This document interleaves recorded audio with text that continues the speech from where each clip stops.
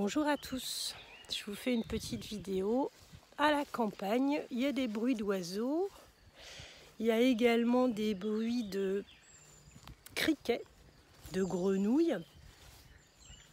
Et c'est le calme de la campagne avec un peu de verdure. Moi j'ai pris un petit coup de soleil sur le nez, je le vois. Et je vous mets aussi quelques petites fleurettes, quelques petites pâquerettes. Pourquoi pas? Aujourd'hui, je vais vous parler des animaux totems, de votre animal totem. Et pourquoi? Parce qu'en fait, votre animal totem reflète qui vous êtes en termes de posture de défense ou d'attaque et aussi de caractéristiques propres. C'est-à-dire qu'il y a le caractère de l'animal avec ses techniques d'adaptation à son milieu naturel et il y a aussi comment il peut se comporter lorsqu'il est en face d'un autre animal, que ce soit ami, ennemi ou prédateur, ou même si c'est en lien d'âme avec votre jumeau, votre jumelle, et comment ça se passe entre vous deux. Ça peut vous aider énormément de savoir quel est votre animal totem et pourquoi ça prend cette posture de défense ou d'attaque entre vous deux lorsque vous êtes dans un désaccord ou une incompréhension ou de grande peur. Il y a un petit zozio là qui nous chante une chanson d'enfer.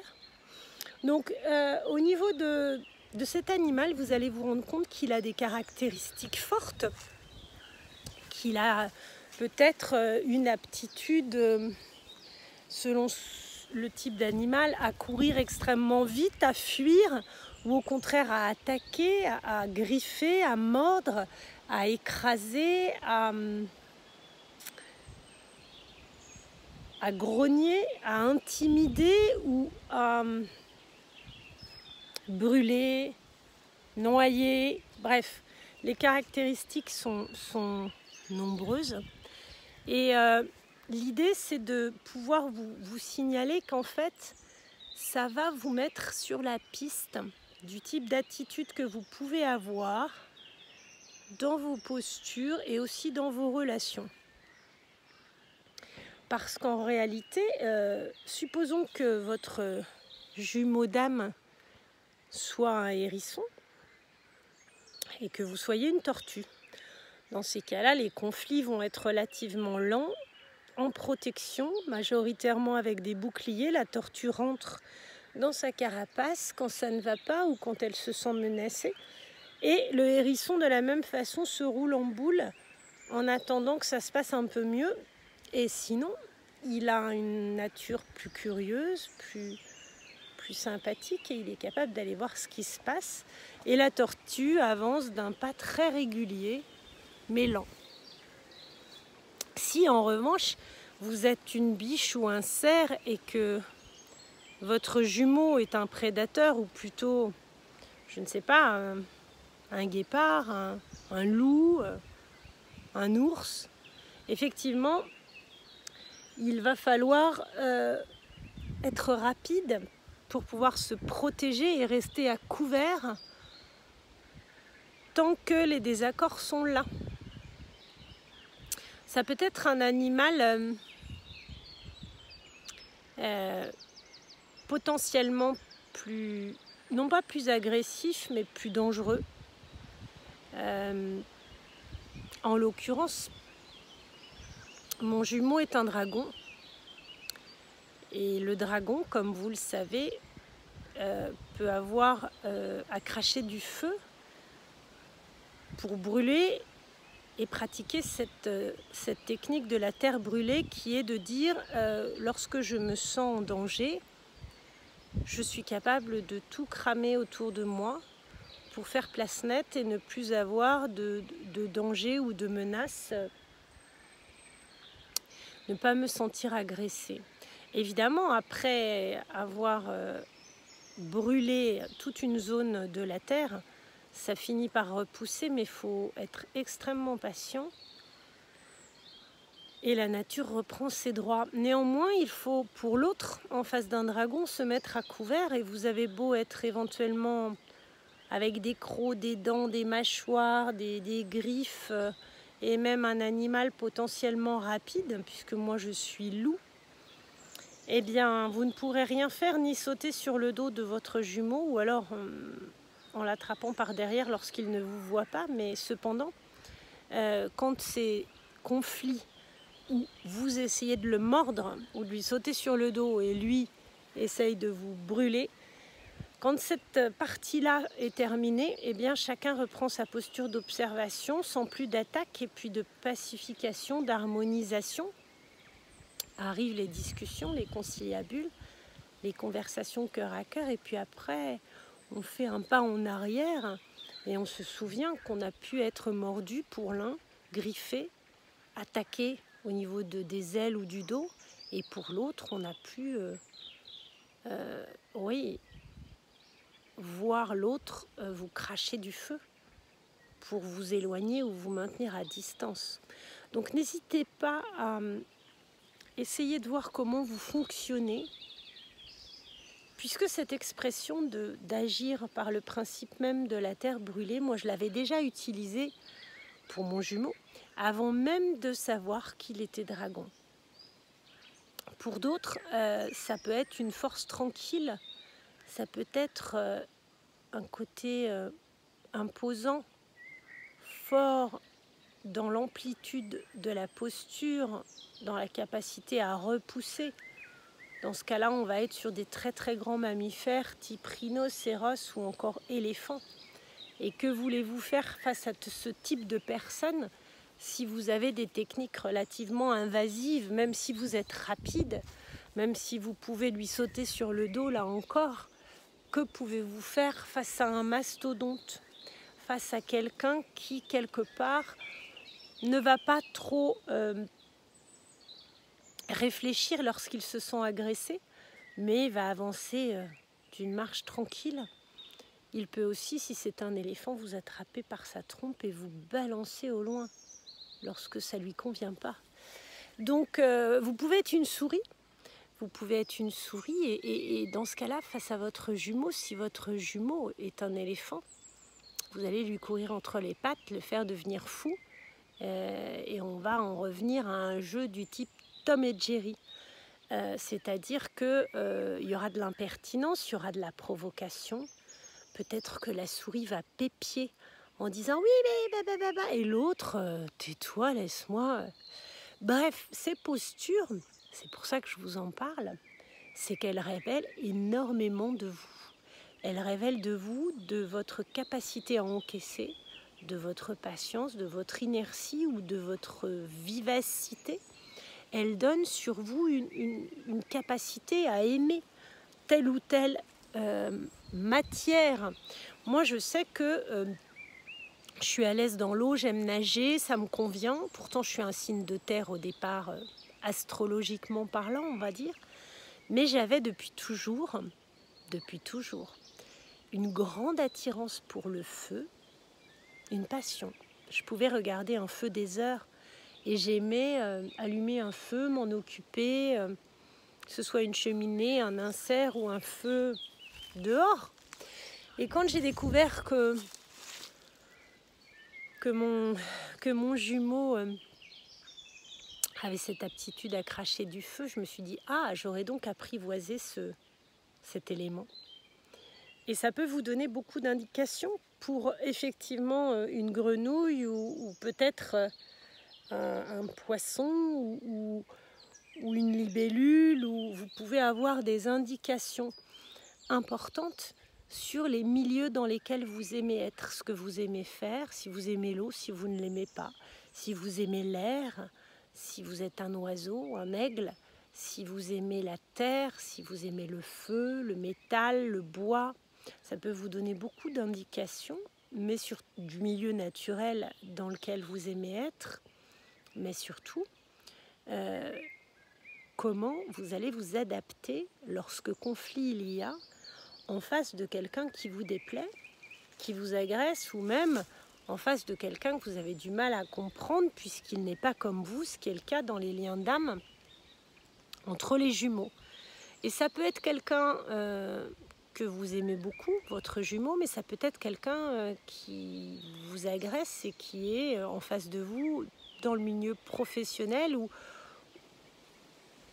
personnel, ou même quelqu'un qu'on vous présente. Et vous allez voir que de manière archaïque, vous êtes en mesure de reprendre une posture instinctive qui correspond très très bien à votre animal totem. Donc creusez ça, réfléchissez-y, parce qu'en fait ça vous permet de comprendre beaucoup de choses. Je suis sûre que ça va vous aider.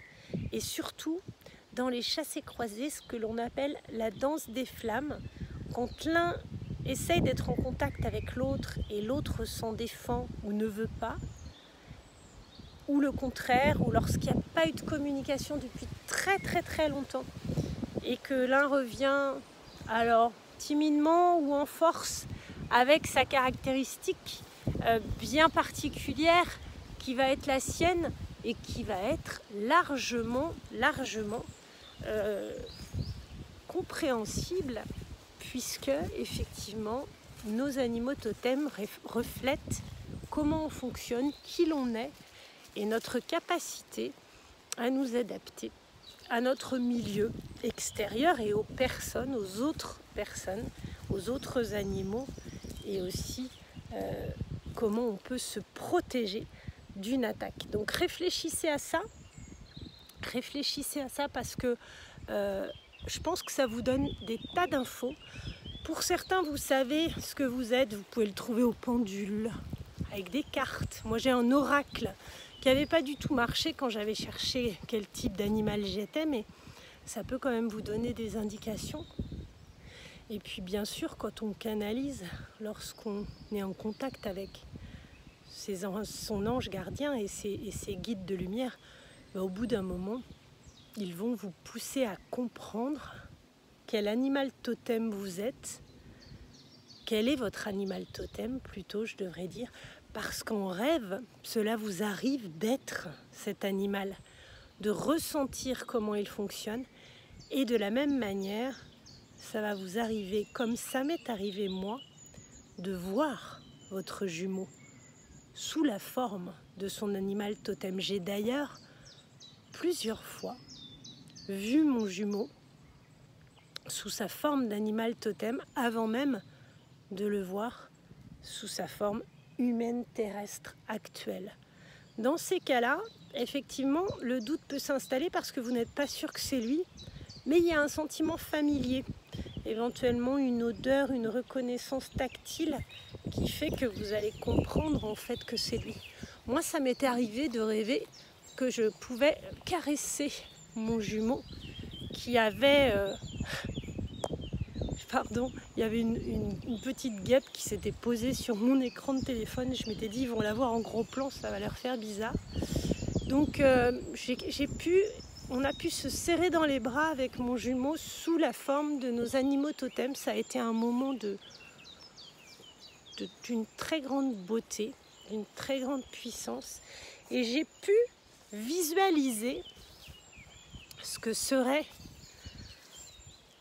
nos retrouvailles, ou plutôt notre réunion, lorsqu'on serait apaisé et qu'on pourrait l'un contre l'autre composer par nos animaux totems, que je n'aurais plus de velléité à lui nuire ni lui. Et c'était doux, c'était très agréable de caresser ses ailes, son dos, sa tête et sa peau, parce que la peau d'un dragon, c'est d'une douceur incroyable. On dirait du velours. Je n'avais jamais senti cette sensation. Je ne me voyais pas moi, j'aurais bien aimé, mais je ne voyais que mon jumeau. Et la sensation tactile, puisque c'est passé par là pour moi, pour d'autres ce sera le visuel ou même l'auditif. Peut-être les odeurs, on a chacun des sens plus développés qui nous font comprendre comment on fonctionne en fait. Ça a été énormément d'émotions pour moi lorsque j'ai vécu cette sorte de rêve éveillé, de rêve conscient, en fin d'après-midi, un jour où je regardais quelque chose à la télé, j'étais dans mon canapé, où j'ai eu ce flash qui était comme un rêve éveillé. Et je remercie en fait mes guides de lumière de m'avoir fait vivre ça. C'était tellement doux, c'était tellement beau. C'était vraiment un moment incroyable qui me faisait comprendre ce qui peut se passer entre deux personnes sous la forme de leurs animaux totems lorsque tout est calme, apaisé et qu'il n'y a plus de conflit. Et cette embrassade, cette étreinte était d'une douceur infinie. J'aurais voulu qu'elle ne s'arrête jamais, puisque c'était un flash en 5D. Et ça m'a fait comprendre toute la beauté et toute la douceur qu'il peut y avoir aussi dans la résilience. Donc je vous conseille de chercher en vous ce qui peut résonner en termes de posture et d'animal totem, de découvrir avec beaucoup de bonheur qui vous êtes et comment vous pouvez fonctionner, d'aller à la découverte de votre animal et de celui de votre jumeau ou de votre jumelle. Vous en apprendrez énormément et bien plus que vous ne croyez sur vous-même. Au revoir les âmes, les belles flammes, je vous fais plein de bisous doux avec ce très très beau temps aujourd'hui que je suis ravie de partager avec vous. Je reviendrai avec mon petit coup de soleil sur le nez. J'étais off toute la semaine et j'avais mis un petit message. C'est pour ça que certains qui m'ont sollicité, j'ai pas pu prendre leur consultation. Je vous dis à tout bientôt. Les belles âmes, les belles flammes et tous ceux qui sont en éveil spirituel ou en parcours d'éveil. Ça a été très très chahutant au mois de mai, sur tout le mois de mai, j'insiste. La pleine lune et la nouvelle lune, on va aller vers de l'apaisement encore quelques jours, quelques semaines. Et avec la lune montante de juin, je pense que ça va aller beaucoup mieux. Mais je vous fais tout plein de gros bisous pour vous encourager tous, puisque ça chahute beaucoup, beaucoup. À bientôt les âmes.